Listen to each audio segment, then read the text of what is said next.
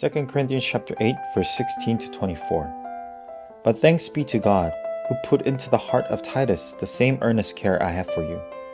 For he not only accepted our appeal, but being himself very earnest, he is going to you of his own accord. With him we are sending the brother who is famous among all the churches for his preaching of the gospel. And not only that, but he has been appointed by the churches to travel with us as we carry out this act of grace that is being ministered by us, for the glory of the Lord himself and to show our goodwill. We take this course so that no one should blame us about this generous gift that is being administered by us. For we aim at what is honorable, not only in the Lord's sight, but also in the sight of man. And with them we are sending our brother, whom we have often tested and found earnest in many matters, but who is now more earnest than ever because of his great confidence in you. As for Titus, he is my partner and fellow worker for your benefit. And as for our brothers, they are messengers of the churches, the glory of Christ.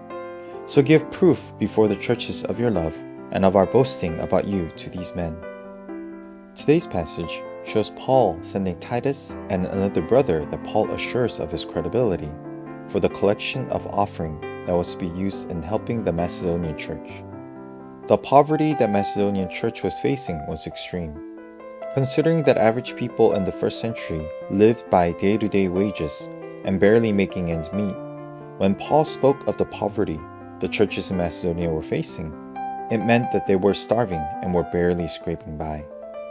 Paul therefore asks the Corinthian church to show the love that Paul has been boasting about to the two men that were being sent to receive help.